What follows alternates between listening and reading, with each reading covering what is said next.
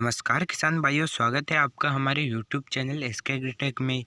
तो आज हम आपको जो गेहूं की फसल में दूसरी, तीसरी या चौथी पिलाई करते समय जो जैविक केंचुआ खाद, जिसको हम अंग्रेजी में वर्मी कंपोस्ट बोलते हैं, तो उसको डालकर अपने खेत की गुणवत्ता बनाए रखना और पैदावार में बहुत ही ज़्यादा मात्रा में वृद्धि करने का उपाय हम आपको बताएंगे। तो आप हमारे वीडियो पर अंत तक बने रहे और हमारे चैनल को भी सब्सक्राइब कर दे हुए, जिससे कि हमारे आने वाली नई नई जानकारियाँ आपको मिलती रहे। तो ये किसान भाई जो है जैविक केंचुआ खाद जो है ये गेहूं की फसल में दूसरी पिलाई में डाल रहे हैं। तो आप पहली, दूसरी, तीसरी, चौथी, पाँचवीं हर पिलाई के समय आप इसको डाल सकते हैं, लेकिन हम जो है दूसरी पिलाई के समय इसमें डाल रहे हैं। तो यह जो गेहूं है लगभग आधे बीघे के गेहूं है। तो हमने इसमें जो है 1 कुंटल यह खाद डाला है। तो इसमें 1 कुंटल का जो पैसे लगते हैं वो लगते हैं 1000 रुपये का इसमें खर्चा आता है 1 कुंटल में। तो ये आप अपने आसपास के किसी भी नर्सरी या आप अपने घर पर भी इसको बना सकते हैं। तो अगर आप इसको अपने घर पर भी बनाना चाहते हैं तो उसकी लिंक मैं आपको डिस्क्रिप्शन में दे दूँगा, या आप कमेंट करके मुझे बता दीजिएगा तो मैं इसकी लिंक भी आपको दे दूँगा।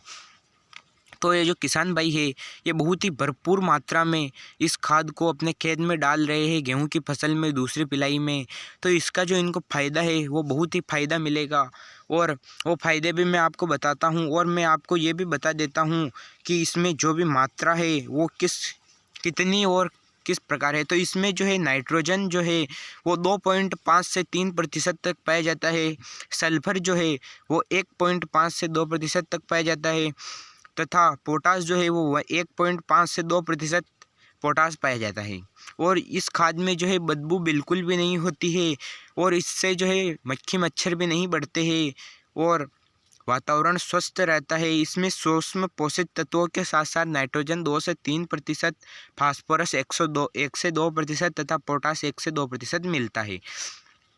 और इसकी जो विशेषताएं है वो भी मैं आपको बता देता हूँ। और अगर आप इसको अपने घर पर भी बनाना चाहते हैं तो आप 1 से 1.5 माह के अंतर्गत 100 वर्ग फुट आकार की नर्सरी में 2 टन मात्रा प्रति हेक्टेयर केंचुआ खाद उपलब्ध कर सकते हैं, और मैं इसकी लिंक आपको कमेंट में दे दूँगा।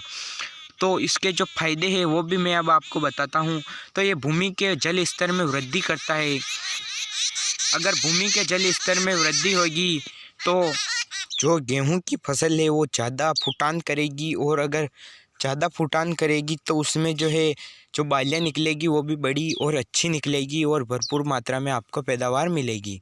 और जो इसमें है मिट्टी, खाद्य पदार्थ और ज़मीन में पानी के माध्यम से होने वाले प्रदूषण में कमी आती है। अगर आप अपने खेत में रासायनिक खाद छिड़कते हैं तो जो रासायनिक खाद से अपने आपका जो खेत है उसमें जो प्रदूषण होता है और उससे वायु भी प्रदूषित होती है, पानी भी प्रदूषित होता है, तो उस प्रदूषण को आप रोक सकते हैं। और मैं आपको बता दूं, कचरे का उपयोग खाद बनाने में होता है। तो अगर आपके घर पर जो कचरा निकलता है, जैसे कि धूल, मिट्टी आदि, जो भी आपके घर से कचरा निकलता है, गोबर आदि, उसको भी आप इसमें डाल सकते हैं। तो उससे जो वातावरण भी कम गंदा होगा, और आपको जो है केंचुआ खाद भी भरपूर मात्रा में मिल जाएगा।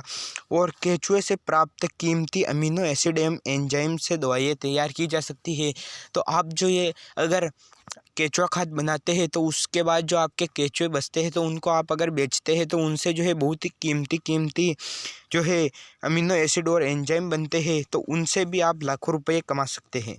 और केंचुए जो है, अगर आपने मुर्गी पालन भी कर रखा है तो मुर्गियों के नाश्ते के लिए भी ये बहुत ही अच्छी मात्रा में इसमें बहुत ही विटामिन होते हैं, और आयुर्वेदिक औषधियाँ भी तैयार होती है इससे। तो अगर आप केंचुआ खाद बनाते हैं और अगर आपके पास कोई आयुर्वेदिक ज्ञान का जो है हॉस्पिटल है तो उससे भी आप आयुर्वेदिक ज्ञान में उस केंचुए और केंचुआ खाद का बहुत ही उपयोग है।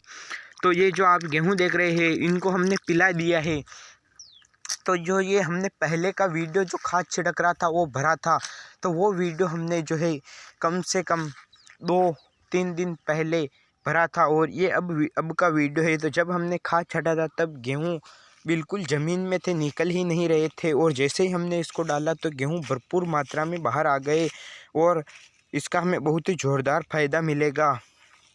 और यह जो गेहूँ है, यह गेहूँ श्री राम 231 गेहूँ है। और इनकी जो हमें पैदावार मिलती है वो हर साल हमें प्रति बीघा 30 क्विंटल के हिसाब से हमको इसकी पैदावार मिलती है।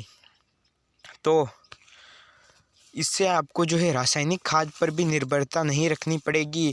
और अगर आप इसमें रासायनिक खाद और दवाइयाँ छिड़कते हैं तो उसमें आपको बहुत ही कुछ ज़्यादा ही खर्चा होता है।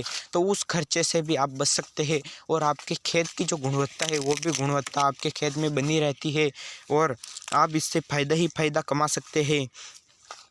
तो मैं आशा करता हूँ कि आपको हमारी ये जानकारी अच्छी लगी होगी। अगर आपको हमारी ये जानकारी अच्छी लगी हो तो हमारे चैनल को सब्सक्राइब कीजिए और घंटी के बटन पर भी बटन दबा दीजिए। धन्यवाद। जय जवान जय किसान।